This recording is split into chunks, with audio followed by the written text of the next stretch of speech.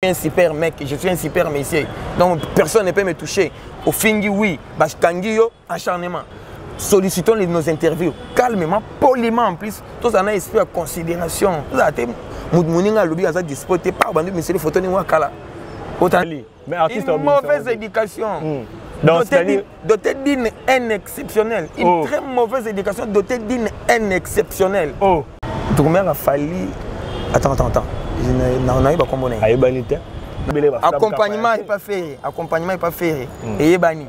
Marc Def Naït. Avec la bandale. Pas héritier avec un Kitambo. Attends, mon Kitambo. Vous comprenez? Et ça lui fait bien. C'est-à-dire, tic-tac. Ce qu'on fait, c'est créer l'homme peut gagner. Oui, notre musique, parce qu'on a un homme à regret, ça dit que Fally a fait la musique la musique urbaine. Il y a un monde et codifié place à ça.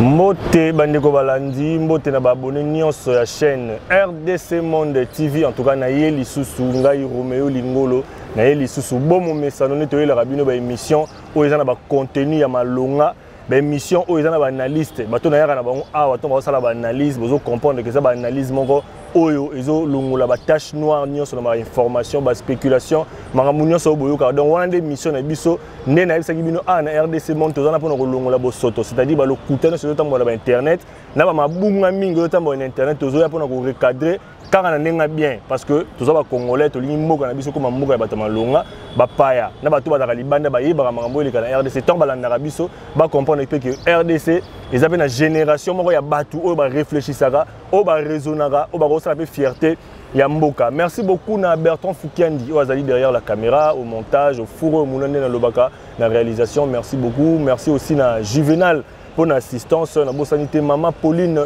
Lumumba kuna na Genève, sans oublier ba Congolais nyonso au besoin en France, ba Congolais à Belgique, ba Congolais aux États-Unis d'Amérique, ba Congolais à Afrique du Sud, en tout cas partout place ba Congolais vos amis chaîne Nabino RDC Monde TV ndé sangisi bino nyonso. Alors tant bolanda ba émission na biso, ceux qui nous a abonnés, au s'abonner, au partager, au liker, mingi au commentaire Nabino et ça quand les bienvenus. En tout cas là on a mon pandi sango.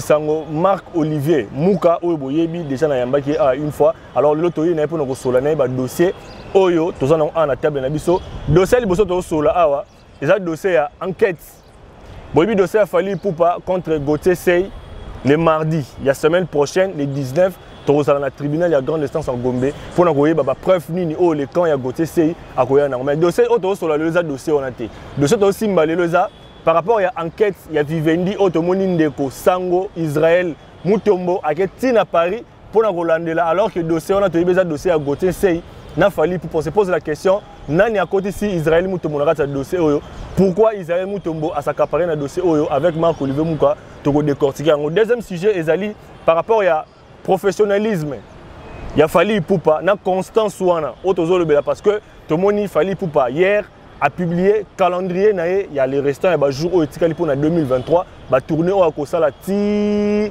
dans janvier février 2024 abimisi déjà ba date na ba concert au akobeta alors to yeba lelo professionnalisme ya Fally Ipupa yango yozanga na ka faire régular parce que ba langue zolo ba matomba moni affiche wana ya Fally Ipupa ba komo lo bela faire régular par rapport il y a ba promesse au asala ki ba dans 6 jours bozo mon azo dévoiler bino le roman munene alors ti sikoyo tozo kende presque un mois jusqu'à la faire régular silence radio on ne sait pas qu'est-ce qui manque na quand il y a fait régular pour ba ça l'appelle le rôle muninga c'est-à-dire qu'on a un professionnalisme tant on laqué loko au réaliser. Troisième dossier auto qui sont dans dossier à mangabou à faire musicien local, musicien international, musicien communautaire. Avec Marc Olivier Mouka, tout le cas décortiqué na o ezali ba sujet na biso likola mais ça Marc Olivier Mouka na yambio lisusu mboteni. Mbote, merci Romeo. Merci na pesi ba abonné surtout ya RDC Monde. Il y a RDC Monde Mbote Place Bazar, de gros bisous à toutes les belles femmes. Et puis chapeau bas à tous les grands messieurs. Félicitations à Moussala, Balali Bosso na mon apena qui non papier za conducteur ezali bali boso na mona baninga bazarabu ya keka kamba ma ke ya bandi mabanga ke anae na monio quand même que ligne de conduite eza 3 points trois grandes lignes auto-développées. En tout cas, naye nanga bimba. Oui, mon bimba. Bimba. Vraiment, mon bimba. Nalingara parce que la fois passée, dans cette émission, on a des commentaires à battre, féliciter pour une analyse approfondie, pour éclaircir ça qui fait la zone d'ombre, zone d'ombre où tu peux comprendre par rapport à dossier au soleil de l'autre fois. Il y a un qui a un baul, et puis vous avez d'habitude comme ça, chaque fois que temps permettre, en tout cas, tu vas nous ça fort. Pour éclaircir alors dossier à liboso on a sommaire dossier à liboso ni sali lelo dossier a fallu pour pendant Gauthier Sey que c'est un journaliste fallu pour passer un artiste musicien mais Gauthier Sey a une équipe na avocat au bazolo le dossier au mora qui na Paris pour na rolande la preuve on a Gauthier Sey lobaki pour que les 19 va représenter en haut dans tribunal à grande instance. Mais on n'a pas compris subitement que Israël Mutombo a mis bien sango le journaliste oh pas l'habitude de Gauthier Sey notamment na plateau na yé Gauthier Sey a ça qui va dire wana concernant Fally Ipupa.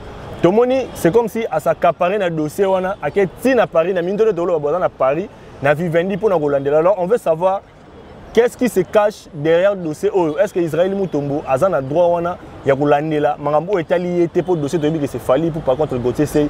Pourquoi Israël Mutombo à la petite dossier, c'est comme c'est comme hier contre Fally. Bon, je dois commencer par couper ça bangonia surtout beauté, ma confrère, ma petite bangon beauté.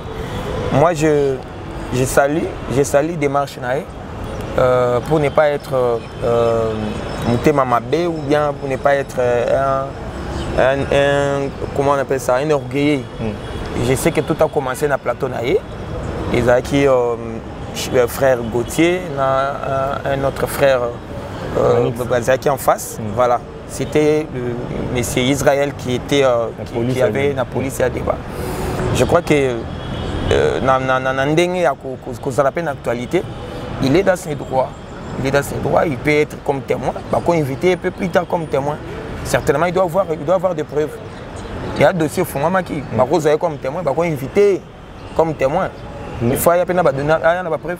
Il y a des preuves, oui, bien sûr, mais la façon d'agir dans la publication de ça, c'est comme s'il a pris parti à Gauthier Sey pour attaquer Ming Warrior parce qu'il a publié, ça a publié que non, le côté comme Ming la musique, les fanatiques, tout ça, il y a la vérité par rapport à Gauthier Sey. Quand la façon l'attitude, les gens, la langue a déjà parti à Gauthier Sey et puis il semblerait qu'il y a un conflit dans l'artiste Fally. Bon, là je ne maîtrise pas. Je ne maîtrise pas le conflit. C'est juste par rapport à Badir Naye. Par rapport à Badir Naye, je crois que ça doit énerver. Ça doit énerver aux léser. Ça doit énerver. Mais il faut aller pour ne pas léser les gens. Aza journaliste, aza chroniqueur, aza investigateur. Il faut aza la place où on a placé. Place où on a placé, c'est-à-dire il peut être invité comme témoin. Justice c'est sollicité comme parce que tout a commencé dans le plateau. C'est-à-dire comme Maramé Bandai dans le plateau, et on a eu des preuves. Il faut attendre la émission, à la qui s'abatte à Snap, à la qui s'abatte à Vivendi, va brandir il y a des preuves. Alors je ne pense pas qu'il faut avoir une tendance, à la qui sa tendance, à la qui sa haine. Je crois que c'est pas bien. Même à peine ce qu'il n'y a pas à côté taper Vivendi, mais c'est ce que nous sommes en train de constater parce que tout le monde dit Israël Mutombo a simplement un dérapage belé concernant les artistes et musiciens. De tout le monde qui va dire Moussou, Nathan, tout le monde qui va au stade, ou Engeni va au stade, Yambagi va Ouira, Yambi va JB, va Kofi, et puis après, Aïgolo Bagaye a sollicité les musiciens. Les musiciens ont sollicité l'attitude d'un Wanapé. Condamné, c'est comme s'il y a une main noire aux gens ciment, au bord de nuire, n'a fallu pour passer par rapport à l'image de son opinion. Non, moi je crois que Bama c'était belé, Bama que belé, Bamisu c'est belé, Bama qui est bandoulé, Bama oui, on a JB wana, belé Bama qui est bandoulé, n'a évité ce parce qu'il peut n'a pas Kenya. Il faut donner un respect, oui, il faut donner un respect. Non, respect. Il ne faut pas tenir des propos pareils à l'égard des JB. C'est ce qu'il avait dit. Il y a Luka Bangote. Non. Bangote Luka qui est. Tu sais, moi j'ai le respect. Moi j'ai le respect. On a un respect profond, respect réel. À JB, on a un longo pour nous la fiche. Voilà. On a longo pendant chic. Tu dis pendant qui kalung. Affiche Bimi. Tu es India une victoire. Et puis tu bandes dans India il y a commerce na Gombe. Le communauté, ils en ont na victoire.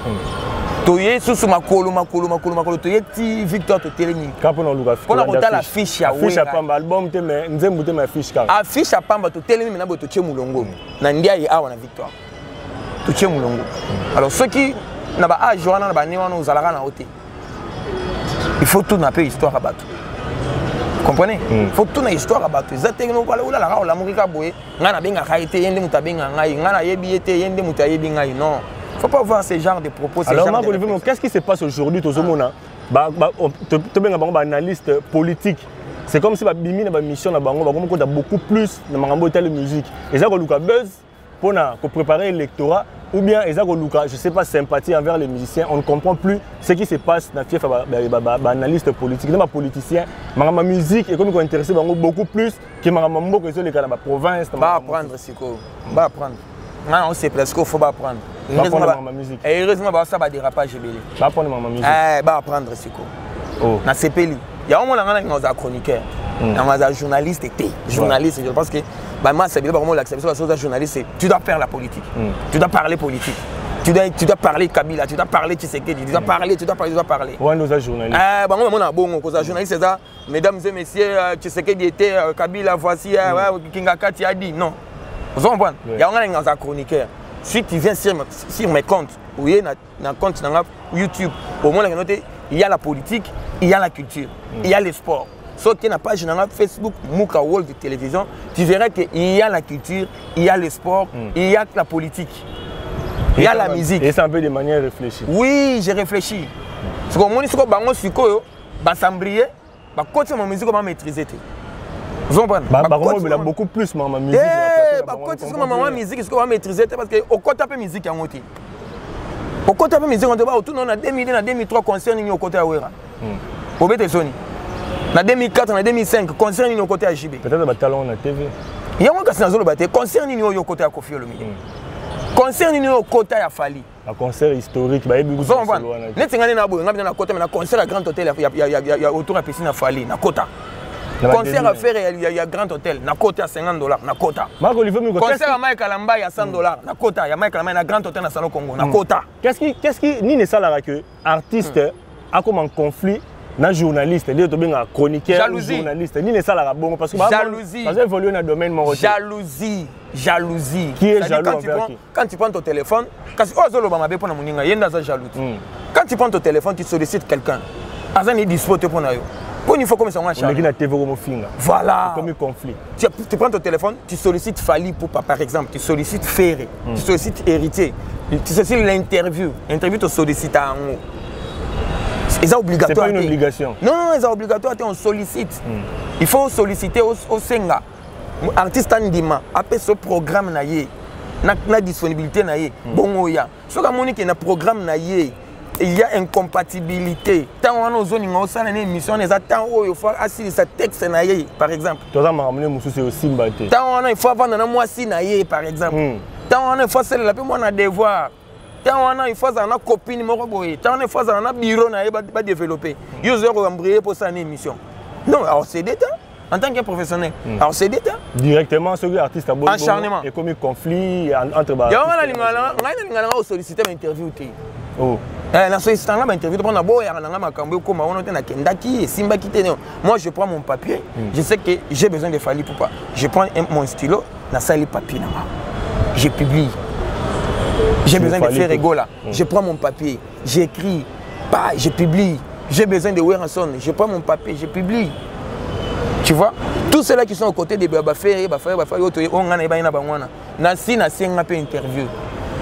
Mais là, c'est la rabat répondre à oui, tu vas répondre à normal. Tu vas répondre à non, l'artiste n'est pas obligé, il va répondre positivement. Il est obligé, papa. Il est obligé.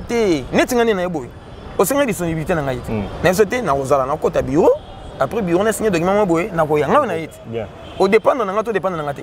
Obligatoirement. Voilà. Ça dit tout quand un journaliste, je suis un super mec, je suis un super messier. Donc personne ne peut me toucher. Au fingi oui, bashkangio acharnement. Au fingi oui, au site diffamation bakangio au acharnement. Non. Faut que tu Roméo. Voilà. Laissons les artistes calmes. Sollicitons nos interviews calmement, poliment en plus. Tous en a esprit à considération. Moudmouninga lobby a disposé par bandu monsieur les photos ni wakala. Otanenga zalaka. Tanda komi. Tu comprends répéter. Mais mon temps ça va passer net. Sauf que c'est comme une photo na kala. Et changer net ni na présent. Parce que la kala tu dis mutu nyonso. Une mauvaise éducation. Pour yo mo repene ngo on appelle la passer. On a photo na kala. Ya kala izali ouais mabe wana. Ezali. Mais artiste une mauvaise éducation. Doté d'une haine exceptionnelle. Une très mauvaise éducation dotée d'une haine exceptionnelle. Oh. Oui, mutama mabe kindoki. Oh. Envers l'artiste musicien. Envers Mouninga. Envers Baninga. Mouninga zo sala succès na ye. Mouninga zo sala succès na ye. Admettons c'est la bongo. Admettons, acceptons, accompagnons ces succès-là. Voilà.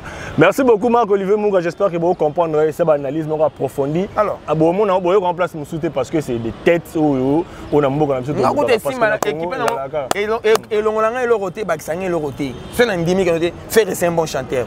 Kolobara fait c'est un bon chanteur. Mais seul bon comme maman. Et l'ongolanga ni ne Baksangé. Baptio maman gaulois, journaliste gaulois. Seul qui était Fali, Azab maintenant représentant valable à RDC sur le plan international actuellement. Et l'ongolani. Non, numéro 1. Non, dans le but, numéro 1. C'est un représentant valable. C'est-à-dire, la minute actuellement, c'est lui le numéro 1. Il n'est pas. Il n'a pas propos. Il n'a pas propos. Non, c'est la parenthèse. Tu n'as tout ni qu'à capoter. Fali Ipupa, c'est une merveille pour la République démocratique du Congo. Actuellement, c'est lui qui? C'est lui qui représente valablement. Ferregola, c'est une valeur de la République. Ajouté. Ferregola, c'est une valeur. Ferregola, c'est les gardiens. C'est les gardiens vraiment nous les bénéfices maintenant nous les bénéfices collectivité faire c'est l'orchestration. Faire c'est l'orchestration. Si je comprends bien. Faire ne peut pas jouer la musique sans son soliste. Faire ne peut pas jouer la musique sans un danseur. Donc c'est Faire qui incarne image l'orchestration congolaise, c'est-à-dire rumba ou toloba. C'est-à-dire phénomène, les phénomènes là wenge, les phénomènes wenge. Soli ngomo na ngobia tala ngomena boetala faire au monde ça c'est wenge. C'est-à-dire il a deux danseurs pemenaï. Dengue rabando za la pek tisiko we razakana deux danseurs pemenaï. So tel we rakalazaki koto faire koto babindom. Mais la musique évolue, au moins que to tika ligara, to tika ligara ki kala. Musique évolue so ya biso wana ya biso te. Musique évolue. Individualité za musique na biso te. Individualité za musique na biso te. Mais le makambo est changé parce que bango moka ba wende wana. Baiki baza ba kitani bato ba kutaki mais bato ba kutaki na bana ko le même style. Mais c'est comme si on refuse que makambo changer tout tika la musique na biso eza collectivité. J'insiste na iloko. Donc faut tout tika la bongo. Collectivité ya wana c'est dit sol ozongi kala. OK na kale Jeff. Au moins on te kale Jeff azaka na bato pe pembe na ye. Pembe na kale Jeff to yebi ba tabulay. Pembe na kale Jeff to yebi ba Nico. Docteur Nico. Docteur Nico c'est un soliste na kati ya orchestre oyo African Jazz. Asa soliste to yeba nini? Asala succès mais orchestre mon. Asala succès soliste Tiglelo. Mais là Marc-Olivier mais là l'autre remarque quand on est que ba musicien au besoin accompagner ba grand leader autant le ba combo ba bina fili ba belé ba musicien au le ba bim bim ba ça peut ba succès to yoka bon chaque jour. Mais c'est comme si bato besoin accompagner bango bato wana oyo lobi wana que to yeba ki docteur Nico na orchestre Grand Calais to yeba ba fi carré na ba wenge to yeba ba flamme kapa na ba maison mère. Mais lelo to remarque quand on est na génération oyo. Et Fabrice ça non. Non. Faut pas toquer dans l'ombre. C'est une exception. Fabrice ça non. Il faut autant on comme bien. Fabrice ça non. Fabrice ça Fabrice c'est une exception. Fabrice exception na bango. Mais est-ce que va ça la scoper succès ma kasi mais to remarque na bango tout. C'est ba tout to vendre to tourner sur to tanga kombo ya drummer ya Mondi. Eh ben. Drummer ya bien affilé. Eh ben. Vous comprenez? Il a fallu ba ben. Drummer a fallu. Attends. Je n'arrive pas à comprendre. Aïbanité. N'arrive pas à comprendre. Pour ça, c'est maison mère. Pour le bamba mongo. Sur la BCBG. Toké Mbalamongo. Sur le quartier latin. Papa ou manière zakana kala. Drummer a fait c'est le neveu. Le neveu bien les petits frères Kankol. Nico. Nico on l'appelle Nico. Voilà. Les drummers. Le soliste a fait Charlie Solo. Ayeba Nikombo Charlie Solo. Voilà, accompagnement n'est pas fait. Et Yebani, Marc Aouz. Mais il degré, bon, à part Marc Aouz, il va degré. C'est rare, contrairement à ce qu'on a n'engagé à ce qu'on a wengé, ça qui noté wengé musique à maison, mais au crèche c'est mubimbe. Naba mutambunda. Namuta alimbunda. Yebani. Namuta beta kingongo. Ayebani. Naba porte-parole ba danseuse on va bête sauvage. Ba bête sauvage. Ba kadoko. Ba linda. Vous comprenez côté aussi maintenant Monica aussi aucun n'est pas chibe comme on a banani masana bisa gombe nani masana gombe danseuse nani Zambrota voilà Zambrota ba Virginie ba Roger Ngandou ba yebana ki orchestre ba Mbutakis. C'est-à-dire l'orchestration, notre musique c'est le collectif, l'orchestration, c'est-à-dire toyebi bango nyo sote ba mais sote ba orchestre mususu dis-moi. De ton côté, on a sujet, on a tous les gamins, on a deuxième sujet parce qu'ils ont cadré, car on a chute au net aussi. Premier sujet, on a vu sur deuxième et l'autre. Aujourd'hui, on a vu, hier, Fally Ipupa avait promis, dans ma fanatique, qu'il y a une surprise, il y a une annonce au Sala. On a remarqué qu'il y a 23h, on a vu Fally Ipupa a publié calendrier Mongo Boye, Oyo, et Banda, en novembre, en février 2024. Octobre. Il a un concert en Ouganda, Kenya. 2 concerts en Ouganda. Et puis aussi ça le 31 décembre. Aussi ça le 31 décembre, je crois, dans les États-Unis. Oui. Mais en novembre, on est à Paris. La Défense Arena et tout. Et puis on met ça sur voilà. Tout le monde va commenter sur Yango parce qu'aujourd'hui, on ne peut pas ignorer que la musique n'a pas à Congo. Nous avons 2 noms. Ils ont des pères. Dès alors qu'on parle de Wera, directement on voit JB. Dans ce Wera, il y a un album, normalement, on va attaquer JB. Il y a un côté Balali. Il y a un autre remarqué. Ferregol aussi avait promis, dans la fanatique après Mangambouya francophonie, que dans 6 jours, il y aura une annonce où il y a une date, mais jusque-là, Ferregol, nous avons mis le calendrier, la date officielle, à part concert en novembre dans Sofitel Hotel dans la Côte d'Ivoire. Calendrier, ma promesse que le calendrier va tourner au Sala Liban.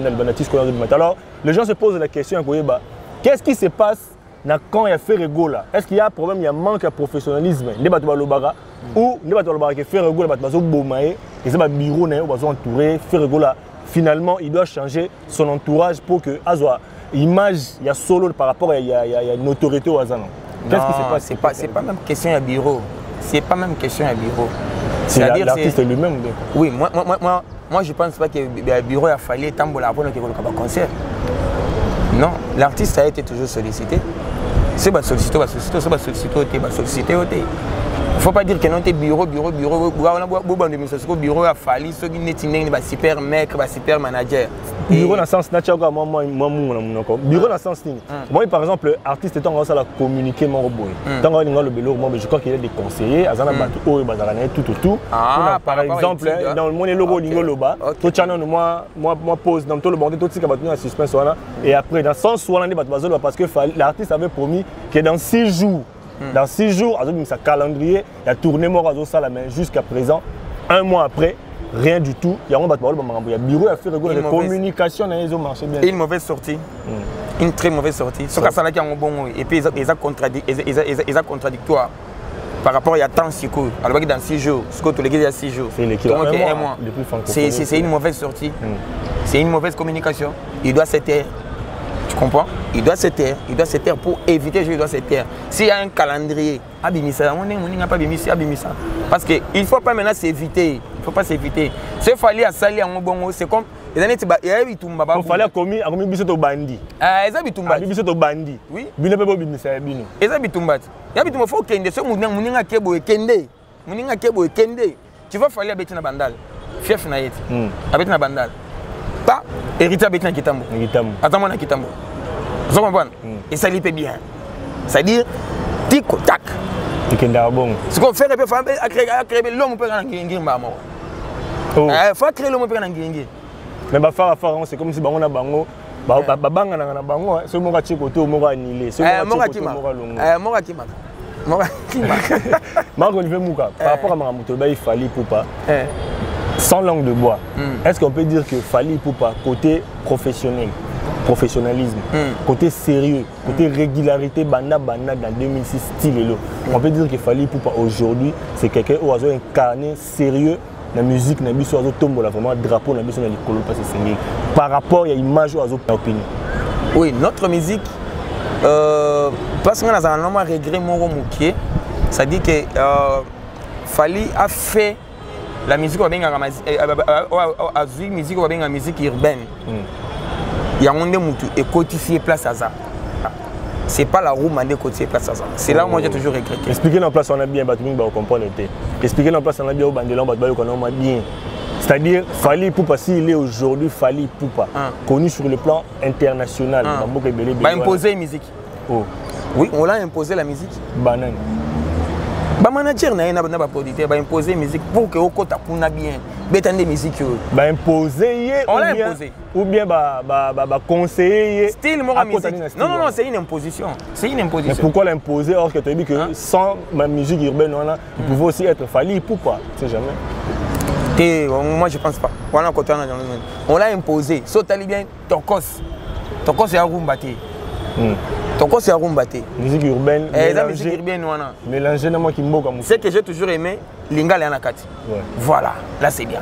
La plus belle, on a vu ça, l'une de nos langues nationales. J'ai toujours aimé ça. Mais sur les musiques on appelle le fondamental nango. Ils ont mis na rumbaté. Oh. Ils ont musique à libanda. Tu vois, ils ont musique à libanda c'est bêta yango boy pour écouter ça yo boy. Yemba na yé pour écouter ça yo boy. Sur les featuring, fallait avoir un single d'or avec Booba. Il y a single d'or certifié. Certifié dans Snap. Single d'or. Il y a des singles d'or. Oui, avec Aya Nakamura aussi. Voilà, tu vois. C'est ce que Dadju aussi. Voilà. Soit tu as musique qui a été dans Booba. Est-ce que la rumba? Ils ont décalé. Voilà. Soit tu as musique qui a été dans déjà. Ça les gars 2 jours après qu'ils bronzent pas Kenya. Ah ok. Mais ma Congolais va s'appeler la mini Egypte. La mini Egypte. La mini Egypte. Bah Congolais va être déçu. Ça va être mini Egypte et ça la moi bien. Merci beaucoup Marc Olivier Mouk, en tout cas la télé c'est le temps. Le sujet est très important. On a le troisième sujet. S'il faut noter quelque chose, Fally Ipupa Azana management il y a bien. Parce que c'est un Français qui a manager, ou à côté si on a enregistré l'artiste, c'est un Français. La maison aussi de production, il y a une maison français. Il y a Congolais, il y a Français. Il faut comprendre. Est-ce qu'aujourd'hui on peut dire que par exemple pour l'artiste au Congo, va émerger, va réussir, il faut réussir dans les bandes, ils peuvent aussi emboîter les pas. Non, il faut avoir un manager professionnel, il faut avoir un manager local. La thème c'est moi boire betane ka musique kaka na ba Kinshasa na ba Matongia na ba Kalamu pa au commissaire maman manager. Pour azara na Kinshasa azaka chroniqueur to chroniquer avant ina poto formation to mon côté il va ta mon côté asara ba chronique na biso kaka oyo communautaire ba producteur même na Congo ba il y a on a zolo ba c'est pas ce jour. Ozara na kini kaka chroniqueur na biso au traiter kaka musique na biso kaka ya Congo. OK na poto ozana ka communautaire on va na milliard ba congolais au seul formation to mon côté oyo comme manager artiste il ça on même artiste en il faut des formations, il faut des réseaux. Il y a formation dans le réseau. Au niveau de la manager, c'est ça formation. Il faut s'intégrer dans le manager et artiste. Il faut un quota boy, il faut un look boy, il faut un sabo, il faut un sabo, il faut un salaboy. Maintenant, il y a la langue. Vous avez limité les langues dans le français. Moi anglais. Moi anglais, quota, moi espagnol, moi portugais, côté. Et on sauve. Voilà. Nous devons apprendre. Si on nous approcher un artiste ou un manager, apprenons, étudions, lisons. Aujourd'hui, nous avons des artistes, nous défendre l'artiste. Tant l'histoire. Tu vois, tant l'histoire. C'est là où les gens vont en mal avec les choses. Aujourd'hui, nous avons ça Fally. On va nous dire n'importe quoi, on va battre nous sous. On y c'est ce qu'il fallait. Oh. Et bien, il y a ça Fally. Donc, on a recours à ça. Fally pour parler derrière toutes ces histoires là, tout le monde a internet, il bien qu'il se cache derrière pour la timidité à est-ce que non qui se cache non mais on a posé maintenant yé baba yé ça ba to ba na pemena Fally ba yé ça non er ni na journée Fally pas vendre na internet ata na boé atali mutu afingi mutu pona yé et puis à féliciter ba yé ça non te ko féliciter c'est-à-dire na français ba lo baraki ne 10 mots constant, c'est-à-dire si on a l'équipe de TV, on a film apparemment roboué, na compte Olivier Mouka yebi qui on a film apparemment à réagir directement, on va dire que c'est Olivier Mouka qui m'envoie. Fally azana Mouka la moya encore. Donc mutami commissaire Mouka là. Donc pendant que yemo Fally a commissaire Mouka là, te faire a commissaire Mouka là te, mais mutami commissaire Mouka là à faire. Oh leni mais pendant que tu veux que bâton yemo na banzemba dédicace à bango boka bango tout le temps. C'est que bato ba approche là pour la plupart. Bato nyonso bayaka wana koloba loba wana to yebi wana za na ba YouTube za na ba télévision za ba nini wana tout. Moi j'aime bien yemba bango na banzemba. Moi j'aime bien sécuriser tout ce qui est congolais. J'aime bien sécuriser ça. Moi si na mo na fa na moni muta finga we rafinga jibi afinga Fally afinga Ferry. Maybe so no ka passi moko boy na mutema. Pour ça so na tellement pour ça on bi na mumisi muto na téléphone no bende na matoyo nyafunya na matoyo. Mais apparemment ba mo ba sepela na mama ndenge les gars. Ba mo ba artiste. So ba sepela na ngo ba senti. Ba mo ba artiste. Ba limbisa ngai so ba sepela na ngo ba senti. Oh. Ba limbisa ngai. So ba sepela na ngo c'est maintenant fali place avant dia sepela na muta ofinga faire. Fali a musenti. Oh. Ce qui fait ya sepela na muta zo finga fali pona ye pona ko sepesa ye. Mais net ka makambo lobi wana parenthèse ka mususu pour to citer tout ça bien sujet faire goal par exemple après réussite na stade des martyrs il avait fait une réunion ils officielle ils avaient équipé en direct dans les réseaux sociaux ou interdisait ki ba artiste na ba na ba télévision pour na critiquer ba collègue na mususu ba artiste par exemple il avait dit ça oui mais le lot moni que ezongi nango marque auza zongi na sur la TV abandi na sur ba biloko na wana c'est comme si ba babi que donc ezaki na ngora elo mo faire salaki yango parce que ça de martyrs simbaki tu sais semblant et puis à relâcher les sous bambo na terrain. Tu sais, moi nazaka na invitation à point de presse. Ngaba na kenanga ba place ka ba inviter nga. Se ba inviter nga te. Ouais, a fait rigolo, rutaka boloko. Nazaka invité. Nazaka invitation na sur WhatsApp na ba invitation. Twa, ya Guilherme Fakala na PC Mbote. Atindela nga point de presse na 14h, atindela nga na 11h. Ya limbisa na bosa na kizo invitation. Ya kana point de presse. Na ya na point de presse. Na posa faire question moko. Attitude na yé. Comportement na yé. Penser na yé. En face, il y a des choses qui lui manquent. Question n'a pas posé à faire rien. Oh, réponse à Zagini. Réponse à Zagini, et Anda Kunanga. Naïbi pas c'est Tangaka. Maison mère. C'est la question que j'avais posée. C'est les inquiétudes Nanga. Ça, c'est aussi le constat bien. Réticence entre la maison mère na faire. Na kosi. Réticence depuis que faire la loi les marquis. A kenda kota cartel la terre. Bana maison mais ba salade ici na niveau moi ko niveau moi ya basala desi ti lelo histoire ba on muté. Merci beaucoup Marc Olivier Mouka to dans la troisième sujet. Ya on a ce ba bill ba babi ba kanga band. Ba kanga band. Donc loyauté na maison mère na bango. Loyauté donc latino to kété. Loyauté na maison mais ba bill ba babi ba JDT ba JJ J3 conscience, probablement conscience tu as interpellé consciemment. Mais je t'en ai encore. Je t'en ai vraiment conscience. Conscience n'a dérangera pour les locaux. Je t'en ai encore. Monsieur Galiano, na PC Mbote, Galiano. Voilà Marc Olivier Mouka.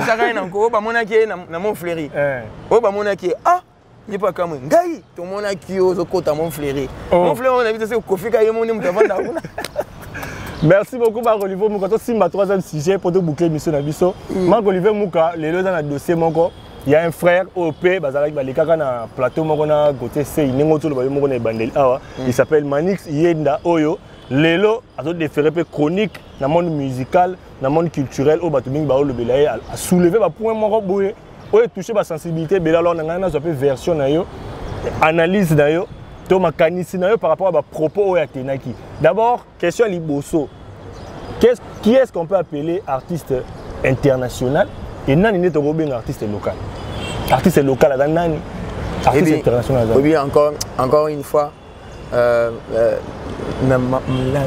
patronne, il y a chaîne. Maman Pauline Lumumba. Maman Pauline, pardon, na osenga, il est au moko. Maman Pauline, na osenga, il est au moko. Ce qui au Pesara Romeo $100, c'est les 100 à 200. Oh! C'est au Pesara Bertrand 70, c'est les 70 ça à 140. Oh!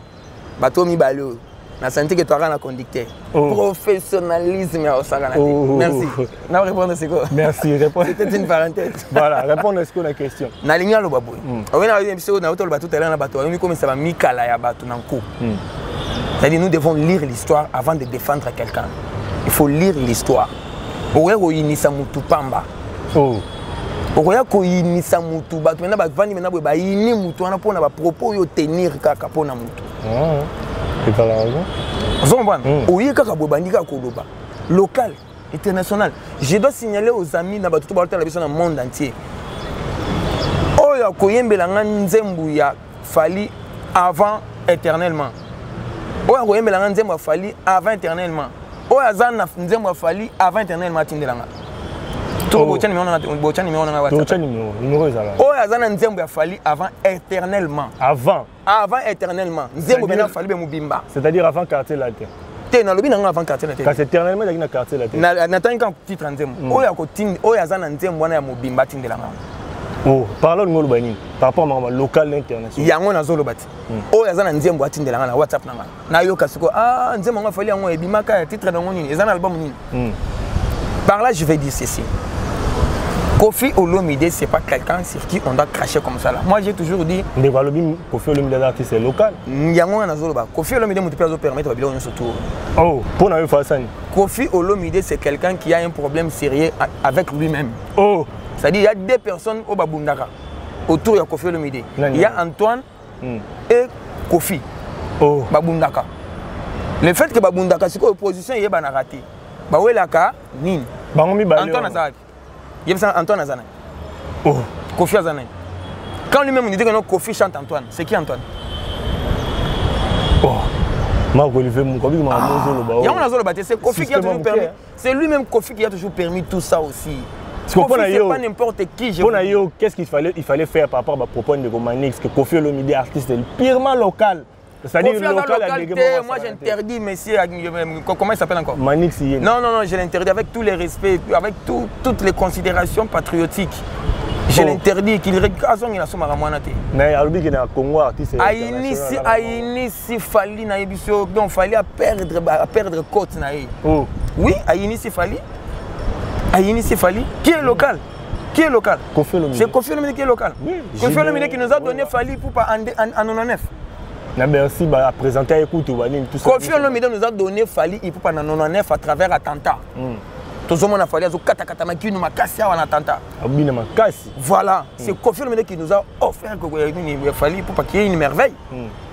Aujourd'hui Fali pour passer à la merveille à RDC, c'est Kofi Olomide. Parce que nous devons pas se penser à Fali pour pas. Il y a un abisso bateau comme ça. Bateau comme ça va mikala nanko pendant que bateau certificat aux alamukala te. Oui, on a un certificat. Un certificat mukala pesa là. Bah il y a un certificat.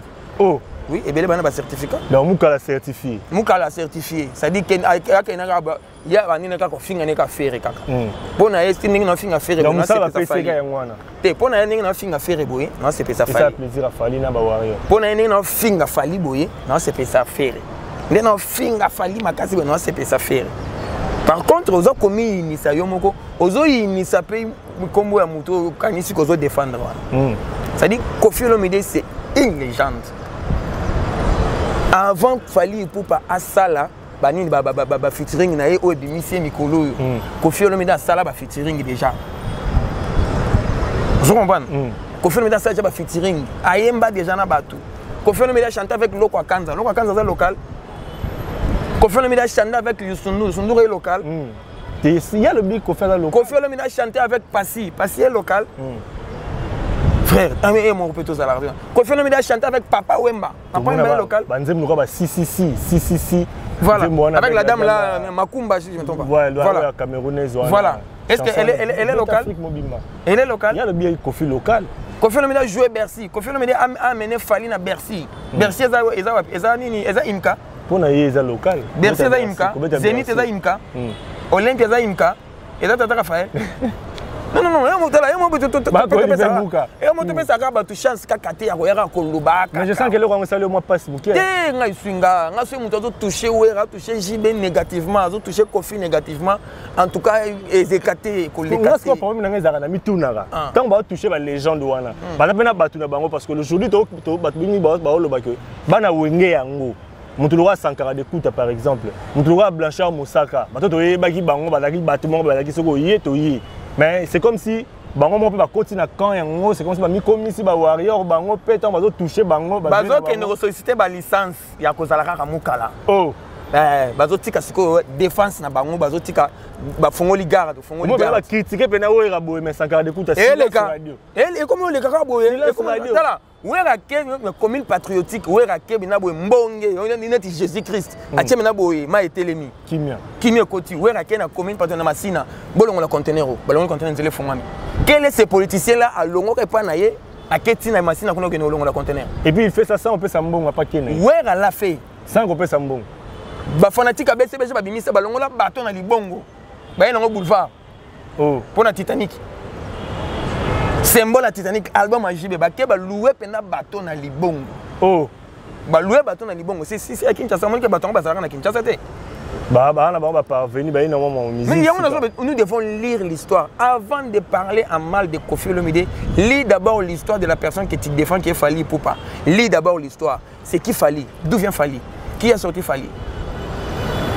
Qui a fait qu'il fallait mis sur bateau. Voilà, nous devons avoir de l'estime. Ayons de l'estime. Ayons de l'estime. Ne tuons pas Baïro Nabiso vivant, ne tuons pas. Ne tuons pas, vendons. Vendons. Koffi Olomide au-delà de tout. Koffi Olomide bien qu'Aboma ne peut quartier la terre. Oui. Mais au-delà de tout. Aboma quartier la terre. Bon, ce que quartier la terre, dormir à quartier comment ah, na yebi wana masalanga sur Mundelu. Na yebi wana ngam na yebi. Wana sur Mundelu. Basis na quartier la terre comment Basis na quartier la terre na yebi ete. Siko yebi sanga na. Mutabeta muna na quartier la terre. Mais le manga manga ba orchestre kufa na ngwa. Kala to yeba kino basis na quartier la terre. Beau garçon, bon tonton, Binda Bass. Soliste nani. Nani Oziba Ramazan, Oziba Lebou Kabouya. Beau garçon, bon tonton. De reste mémoire Lebou Kabouya. Vous comprenez? Ozi Drumer, champion, mignon garçon, champion du Capella. Mignon garçon. Il y a quartier de Tanga Tanga Ozotanga ba combo. Ce que yebisa on a mis to quartier de Tanga combo. Comment moi yebana makasi zayi omba. Cindy. Omba. Cindy le cœur yebana makasi. Cindy. Star mnen. Ah. Voilà, Marc-Olivier Mougato. Des gros bisous. Tous ceux qui ont un sujet, tu as bouclé mission à Bissot, tu as bouclé semaine prochaine, le mardi, ils ont procès. Mais s'il faudrait. Mais il faut parler de ça. Il faut parler de ça, il faut insister avec ça. Moi j'insiste, mais Warrior, Bobenda, Batumsus Matoi. Warrior, Bobenda, Batumsus Matoi, Batubazo, il initie ça, Fally perdre ma côte. Fally perdre ma côte. Oui, ma côte est longue. Ça dit place mon robot, quoi mon robot, ça dit en obéta 8 sur 10. Mais vu que Balobi Kaka m'a bien mon robot, pour pas se payer ça y est, et qui tire combien à 4. Bah tu vas c'est désabonné. C'est désabonné. C'est désabonné. C'est pas Fally. Oui, à se désabonner. Pourquoi? Son on parle à énerver. Si quoi ce qui autant les caméras na biso, ndeko Manix vidéo au comme là. S'il faut donner un conseil, ndeko Manix, ndeko Gauthier Sey, ndeko Sango Israël Mutombo, oh lelo, batu mingi bazolo baki acharnement sur Fally pour batu ba la biso na libanda, ba comprendre comment est-ce que ba Congolais ndeko na bango moko, peu importe ba dire na yeka ceux qui disent que d'or à lokuta, peu importe tout ça. Comment bandeko na yemoko ba Congolais boko ko matina niveau ya ko na ba instance wana pour na ko vérifier ce qui Fally. Tu sais que même bango tu sais que même bango bata vivendi na bata snap ba mona biso to bandoki. C'est ça on bata ba opinion. Bango moko bata vivendi na bata snap wana ba mona biso to bandoki to mutama be. Ça dit ndeko na bino moko Congolais. Tomilinga kate. C'est grave ça. Tomilinga kate. Congo ils a bien moko tala na équipe nationale, il y a un garçon là à ça qui passe décisive Piquel. Pichuana Metchola. Pichuana Betty en Suisse, na 19 ans. À la minute on a 22 ans. Mais en dîner on est en RDC. À Sundoli Suisse. Est-ce que vous comprenez? À Sundoli Suisse, ça y est, on est en équipe nationale. Donc Makile Gangi, habité, je me sens pas à l'aise. Donc Kobet a bêté maintenant RDC, Azapio, non Pichuana Elonge Bongi sous. Mais comment quelqu'un peut prendre l'avion pour akende ko sala enquête même ndela non ça c'est l'acharnement. Il y a une opinion sur le Balibanda Congolais. J'ai loué l'idée. Nous sommes de ces métiers, oui, nous devons enquêter, mais tu peux enquête forme ya NT. Tu peux ça enquête forme ya NT, jalousie, tu peux ça enquête forme normal. OK. Papa, au loba qui disent que d'autres que tu vérifies pour na bande tu vas comprendre que ça disent que d'autres. Mais comment il y a NT? C'est tout le monde là, c'est tout le monde. Moi j'ai félicité Gauthier. Il a mon soutien. Oui, à un soutien en tant que confrère, un soutien je préfère pas qu'il a perdre. À ça fond déjà gêné. Oui, à qui n'a monté na souka. Mais aïe, que l'infraction est individuelle. Voilà. Aïe, que l'infraction est individuelle. Les 19, rendez-vous le 19. Comme ça, tu acharnement, non, tout le monde sur la balade. Comment ça, font les dossiers, à fond les dossiers. À Kenaotina Souka, on a un poste à Penamona, Mankiona. Le 19, ils sont dans la tribunal, la grande. Non, poste à Penamona, Mankiona, solo. Ceux qui mènent Gauthier à Betty Menapo, a mené 1-0. Gauthier a mené 1-0. Premier mi-temps, Akendaki bata amené mes matchs ici. Match dans ici. Voilà, Marc-Olivier Mouka. Tout ce qui s'en a fait quand la bambote directement pour tout boucler, mais à suivre, dossier à suivre. Pour finir, je dois revenir sur ça. C'est quelque chose ils ont tiré nous s'en a passé. J'aime pas les gens qui crachent sur les camps pour se faire une place. Pour se faire une place. Né dans ce Colombie, on était pour un électorat il y a tonton. Aïe, abandonné ne kokobuka pour ba warrior. Warrior ba partout. A opposition na circonscription. Quand la députation là. Na circonscription nini. Parce que nga fona sanctionner ba senzi. Oh. Nga fona sanctionner ba senzi. Nga na carte d'électeur na tambola na ngote po elonga ba makombo. Na tambola na ngote na bomba ngo na bien. Na ngale Olivier Mouka. Na lukunga. Dernier mot aussi ça parce que ça aussi nous sommes déjà arrivés à la fin. Dernier mot et aux alaraka. Dernier mot Isaka au pesaka ba massa partout. Côté au ba Hollande biso. Ba massa nango bazana en Koro, ba massa bazana Kikwiti, ba massa bazana na Chela, ba massa bazana na Kazumba, na Ndemba, ba massa bazana kuna na nina kati kuna na Libenge. Ba massa bazana kuna na kati kuna côté ya Chapa. Na Kisangani ba kwamu ba massa tout bazana kuna na pesi bino mbote. Et puis na pesi ba massa tout bazana Vancouver à travers tous les Bamassa tout bazana kuna na Vancouver, je salue mon ami Eric Tchunza. À travers Eric Tchunza, on appelle ça tout bas à Vancouver Mbote. Eric Tchunza, les barons, mon ami d'enfance, merci beaucoup. Je dois saluer aussi tous les Noko, tous les Yankees. Par où à New York. À travers les Brasco, Badibof, mon ami. On appelle Sibino Tumbote, Yankee, tout, on appelle Sibino Tumbote. À travers Bamassa tout bas à Mboka, Zlatan, Ibrahim. On appelle Simassa na Suède. On appelle Simassa na John Lilo, na Mwasinae, Mathilde Mbote Mingi. Et puis, on a passé partout où Kolanda Bisso. Voilà. Au à Paris, on a passé beauté. J'insiste encore, toutes les belles femmes. Des gros bisous. Tous les grands messieurs, chapeau bas. Voilà. Merci Nayo. On a minute pour la réflexion. Bassin surtout na PCP ba mbote. Oh, ba mukala sans certificat na PCP ba mbote. Ba mikala sans certificat. Ba mikala non certifié. Oh ba ini sakabatu. C'est-à-dire il y a à mon avis ceux qui a fingi faire fali au CPLA naï. Voilà. Dans certificat. Oh mutu à mon avis ceux qui a fingi fali faire au CPLA naï. Mukala sans certificat. Merci beaucoup, c'est par ici que nous mettons un terme à cette émission, mesdames et messieurs. Sur le CPLI, les commentaires, nous allez bienvenue. Vous participer à l'émission à travers les commentaires, nous allons répondre pour participer à l'émission. En tout cas, merci beaucoup. Compte na YouTube, Muka World Television, kuna ma fille à la raté. Page na Facebook, Muka World Television, Muka pena comme na Muka. M-U-K-A. Alors WhatsApp na tout c'est au pesa bango et ça va bien. Merci beaucoup. Tout le monde est Mbalasima. Bouclé.